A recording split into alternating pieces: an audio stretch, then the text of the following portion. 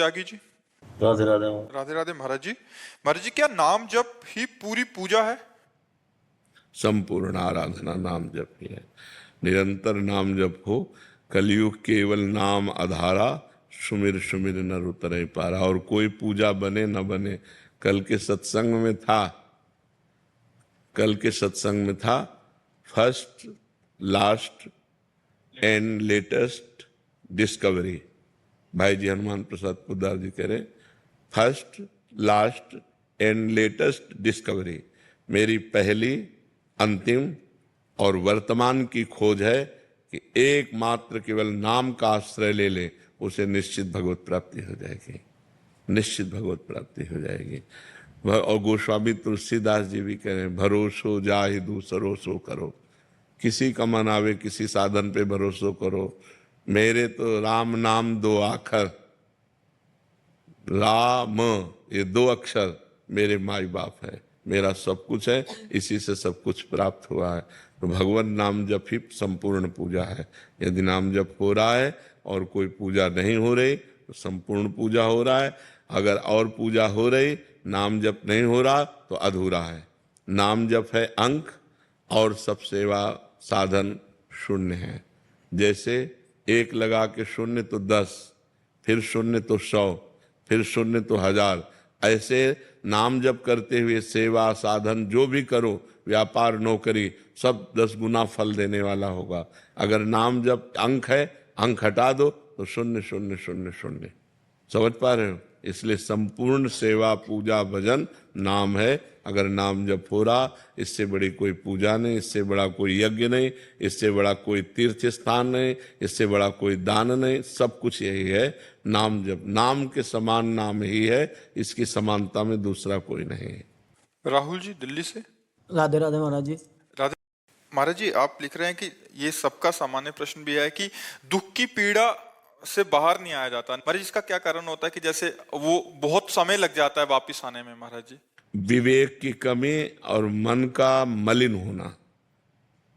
अगर विवेक प्रवीण हो तो 1 सेकंड में काट दे, तो प्रवीण विवेक हुआ नहीं, बुद्धि में विवेक हुआ नहीं, केवल बुद्धि है। और मन जो है वो मलिन है, तो किसी भी नेगेटिव भाव को, विपत्ति को, तिरस्कार को, अपमान को पकड़ करके अगर बहुत मलिन है तो महीनों परेशान रहता है, दिनों परेशान रहता है। साधक है 5 मिनट में काट दिया, और प्रवीण तो 1 मिनट में काट दिया, और प्रवीण तो स्वीकार ही नहीं किया, मस्त एकदम। तो ये विवेक सत्संग से होता है। बिन सत्संग विवेक न होई, और राम कृपा बिन सुलभ न। बिना भगवान की कृपा के सत्संग नहीं मिलता, और बिना सत्संग के विवेक नहीं होता। अगर विवेक हो जाए बुद्धि में और नाम जब चल रहा है, तो मन की मलिनता नष्ट हो जाएगी, वो दुख को पकड़ेगा ही नहीं, वो सुख में ही रहेगा। अगर हमारा मन भगवान के चिंतन में है, शरीर में दुख है या परिस्थिति दुखद है, तो हम उसको क्रॉस कर जाएंगे। अगर हमारा मन भगवान में नहीं है तो उसी में डूब जाएंगे, उसी में परेशान हो जाएंगे।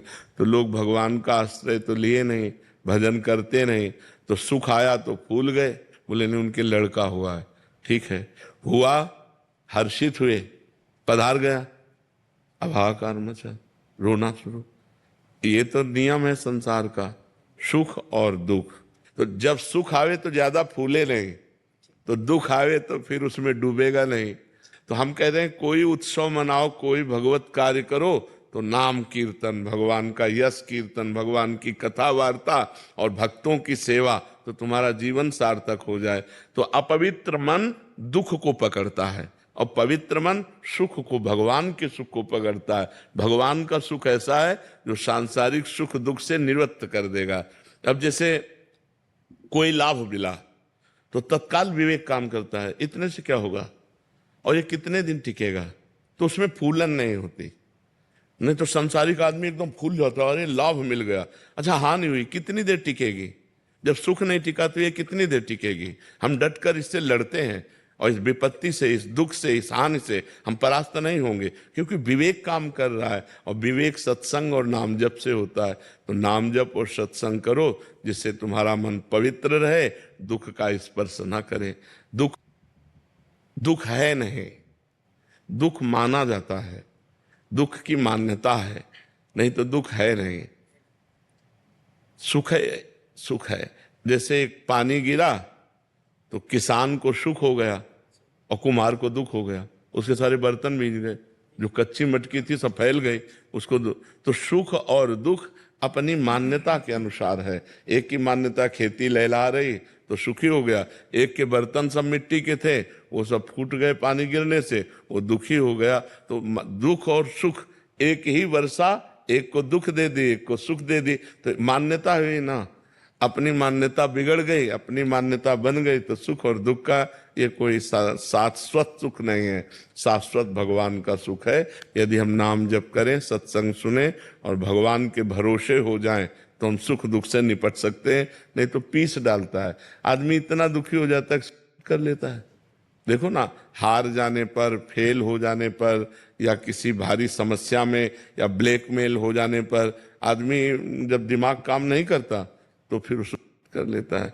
तो हमें लगता है कि हमें सत्संग के द्वारा अपने विवेक को बढ़ाना चाहिए, जिससे हम ऐसी परिस्थितियों से निकल पाएं।